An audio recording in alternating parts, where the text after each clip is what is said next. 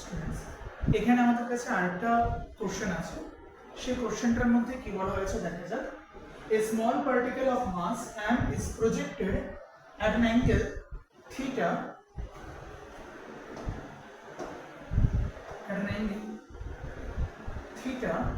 with the x-axis with an initial velocity, এখানে velocityটা পাওয়া হয়েছে, with an initial velocity v0. The initial velocity v0 is in the xy plane at a time. This is the given time. Time টা কি দেওয়া আছে এখানে? Time t is less than, the expression is v0 sin theta by g. Okay? The angular momentum of the particle is, তাহলে দেখো আমরা জানি একটা বডি প্রজেক্টাইল মোশনে আছে। যদি প্রজেক্টাইল মোশনে থাকে বডিটা, তাহলে তার মধ্যে দুটো এক্সিস থাকবে, একটা এক্স এক্সিস আর একটা ওয়াই এক্সিস। ধরলাম বডিটা v0 ভেলোসিটি নিয়ে মুভ করছে with an angle theta, that is angle of projection is theta. এখন আমরা এই কন্ডিশনে এখান থেকে জানি যে ভেলোসিটির দুটো কম্পোনেন্ট থাকে, একটা x কম্পোনেন্ট যেটা হবে কত v0 অলওয়েজ cos theta, আর একটা হচ্ছে y কম্পোনেন্ট যেটা আমরা লিখি u। সো u তো না, এখানে initial velocity is v0, so I will write it like this way, v0 sin theta।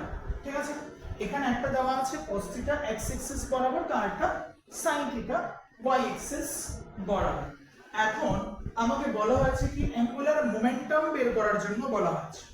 আচ্ছা, অ্যাঙ্গুলার মোমেন্টামের ফর্মুলা কি? নরমালি মোমেন্টামের ফর্মুলা থেকে মাস into velocity, linear momentum. Angular মোমেন্টামের ফর্মুলা হয় angular momentum m is equal to r cross p. p means linear momentum, r means radial vector। তাহলে আমাকে এখান থেকে রেডিয়াল ভেক্টর আইডেন্টিফাই করতে হবে প্লাস লিনিয়ার মোমেন্টাম আইডেন্টিফাই করতে হবে।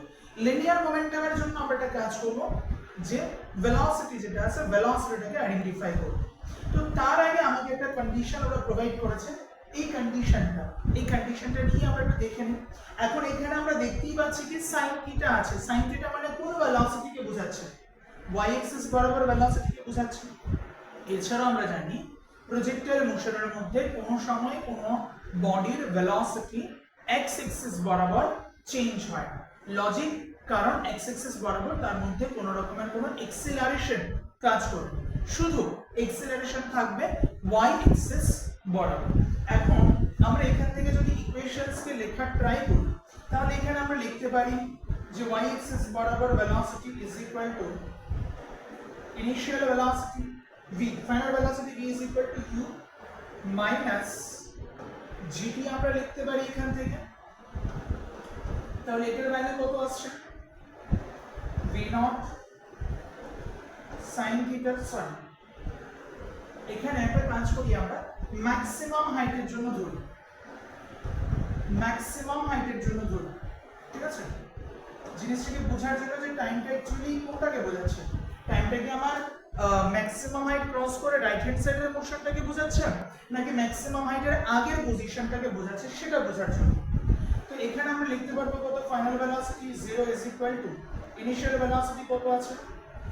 v0 sin theta minus gt।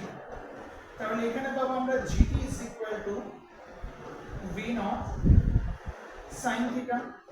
Finally p is equal to v0 sin theta by g।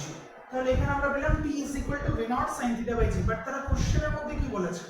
Less than মানে আছে। দেখো আমি যেটা ধরেছি v0 ধরেছি, আমরা জানি কি প্রজেক্টাইল মোশনের কোনখানে গিয়ে ভেলোসিটি 0 হয়ে যায়? একদম টপে গিয়ে। কোন ভেলোসিটি? y axis বরাবর ভেলোসিটি, কারণ x axis তো আনচেঞ্জ থাকবে প্রজেক্টাইল মোশনে। তাহলে y axis বরাবর যে ভেলোসিটিটা আছে সেই ভেলোসিটিটা কি থাকছে? 0 থাকছে।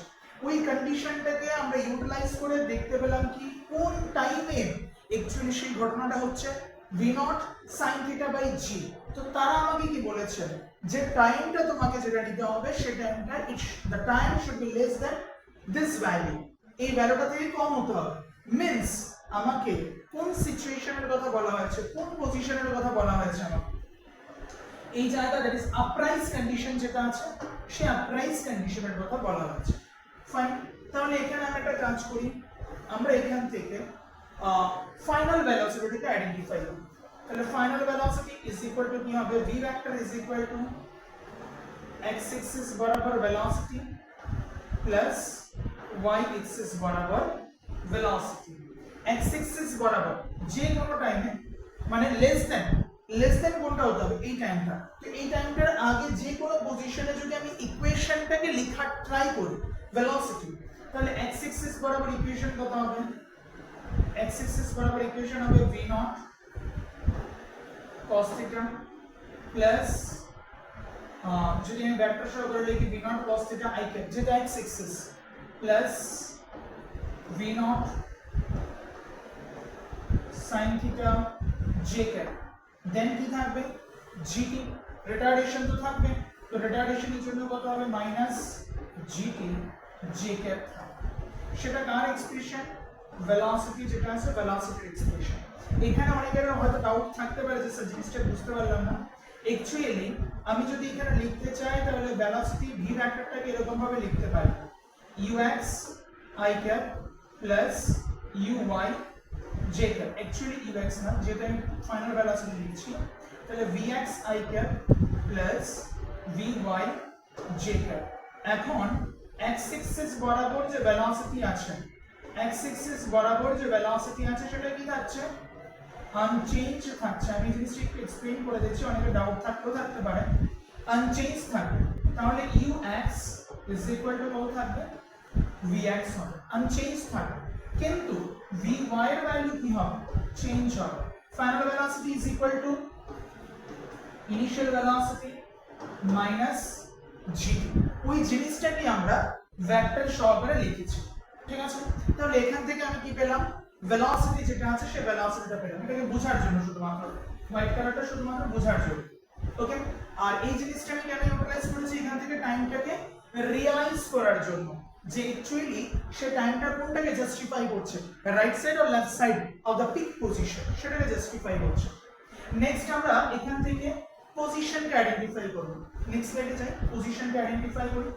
পজিশনকে যদি আমি আইডেন্টিফাই করতে চাই তাহলে x is equal to vector সহকারে যদি লিখি তাহলে x ইজ ইকুয়াল টু কত হবে, velocity into time i cap ফরম্যাটে থাকবে। তো vx ধরো ux ধরো সেমই আছে, তাতে সমস্যা কিছু নেই। তাহলে এখান থেকে আমরা কি লিখব, v0, কেন v0, কারণ ইনিশিয়াল ভেলোসিটি ইজ v0, এটা কোশ্চেনে দেওয়া আছে, v0 cos θ ইনটু t সঙ্গে থাকছে কি i cap, দেন সেটা আমরা বের করলাম কাকে, x কে বের করলাম। এখন আমরা বের করব কাকে, y K. So y vector is equal to কি হবে, vy into t into j cap। vy এর এক্সপ্রেশন আমরা লিখেছিলাম কি, v0 sin θ into t j cap minus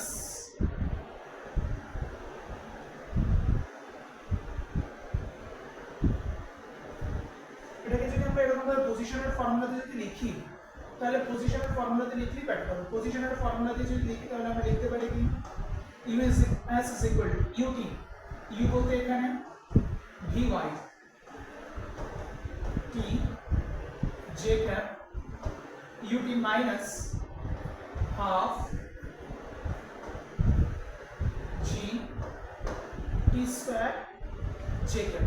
Actually y is equal to ut হবে sir, uy into t j cap। তাহলে uy এর value কত আছে, u sin θ into t j cap minus half g t square into j cap। এটা actually কোন ফর্মুলাটা, এই ফর্মুলাটাকে আমরা ইউজ করেছি, s is equal to ut minus half g t square including vector symbol সহকারে লিখেছি। তাহলে যদি আমরা অরিজিনাল পজিশন ভেক্টরকে লিখি, r vector is equal to আমরা লিখতে পারি x vector plus y vector, বা তুমি যদি মনে করো যে শুধুমাত্র x কে আইডেন্টিফাই করবে সেটাও করতে পারো, তাহলে j cap এগুলো দেওয়ার দরকার নেই। তো যেভাবে তুমি লিখতে চাও প্রবলেম নেই। এখান থেকে তুমি পাচ্ছ কত, v0 cos theta t I cap plus এখানে u না, এটা হচ্ছে v naught, initial velocity is v naught, তাহলে v naught sin theta into t j cap minus half g t square into j cap. This is the final expression of position r. এখন আমাকে identify করতে লাগবে কি angular momentum. তাহলে angular momentum L is equal to কি করতে হবে, r vector cross p vector. r এর জন্য আমরা বসিয়ে দিচ্ছি, এখান থেকে কত আসছে v naught t cos theta I cap plus v naught t sin theta minus half g t square j cap. This is r vector cross p vector. P means mass into velocity থাকবে। তাহলে এখানে velocity expression যদি কি ছিল, v naught cos theta I cap v naught sin theta j cap minus gt j cap। তাহলে এখানে আমরা লিখতে পারবো m v naught sin theta j cap m v naught sin theta m v naught sin theta m v naught cos theta আছে এটা, তাহলে m v naught cos theta I cap plus m v naught sin theta minus m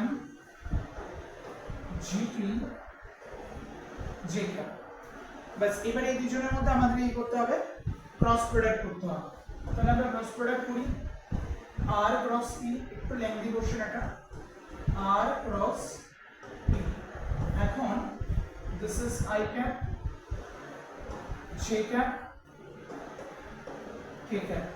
k cap টা নিই, তার জন্য k cap এর value কত আসবে 0। I cap এর জায়গায় r কে যেহেতু আমরা দিয়েছি, তাহলে আগে r এর পজিশন দেখি এখানে কত হবে I cap এর সাথে v naught t cos theta v naught t cos theta, এখানে কত আছে m v naught cos theta m v naught cos theta। j cap এর কম্পোনেন্টের মধ্যে কি আছে, v naught t sin theta minus half gt square v naught t sin theta minus half gt square। আর v এর মধ্যে j cap এর সাথে component কি আছে, m v naught sin theta minus m gt m v naught sin theta minus m gt m v naught sin theta minus m gt। বাস এবার আমরা এখান থেকে যদি ক্রস প্রোডাক্ট করি, তাহলে আমরা কি জানি, এখান থেকে দেখো I cap যদি আমরা নিয়ে নিই, তাহলে this one cross this 0 minus 0, that is ultimately 0 থাকবে।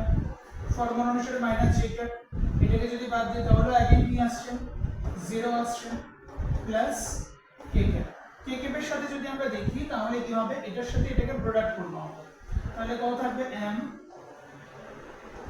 v naught square t m v naught square t sin theta cos theta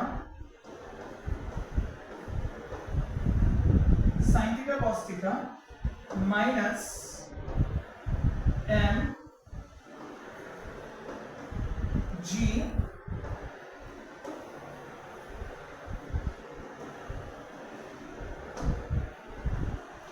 minus m g t square v naught cos theta। এটা একটা part, দেন তার সাথে কি থাকবে minus, first bracket আমরা দিচ্ছি না এখানে, যদি কিছু কাটাকাটি যায় মাইনাস দিয়ে কোনটা হবে সেটা হবে। তাহলে এখান থেকে কত আসছে m v naught square m v naught square t m v naught square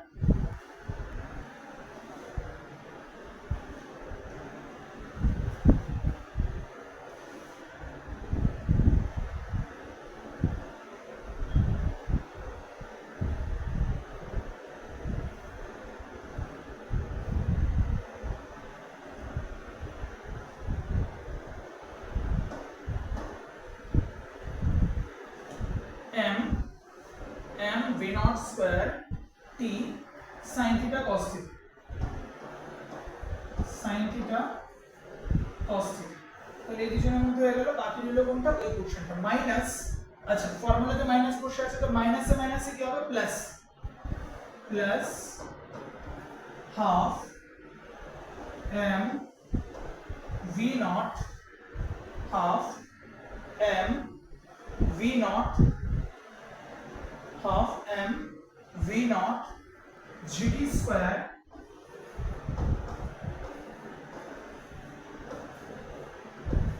cos theta half m v naught gt square cos theta তাহলে এখানে একটা জিনিস আমরা অবজার্ভ করছি m v naught square t sin theta m v naught square t sin theta cos theta minus m v naught square t sin theta cos theta gets cancelled তাহলে এখান থেকে বাকি রইল কত m v naught gt square okay fine তাহলে এখানে দেখো আমরা আলটিমেটলি কি পাচ্ছি থেকে যদি আমরা কমন নিই তাহলে এখান থেকে আসছে কত হাফ এখানে দেখো আমরা কি পাচ্ছি এখান থেকে আমরা কমন নিতে পারি m v naught gt square cos theta then এখানে থাকছে -1 plus half that is the final answer is minus half m v naught gt square cos theta kk minus half m v naught gt square cos theta kk তাহলে what is the final answer এখান থেকে আমরা direct লিখতে পারি minus half m v naught gt square cos theta kk this is the final expression কোথেকে আসছে এই যে ক্রস প্রোডাক্ট আছে সেই ক্রস প্রোডাক্টটা করার পর ফাইনালি আমরা এখান থেকে এই জিনিসটাকে পাচ্ছি ওকে ঠিক আছে থ্যাংক ইউ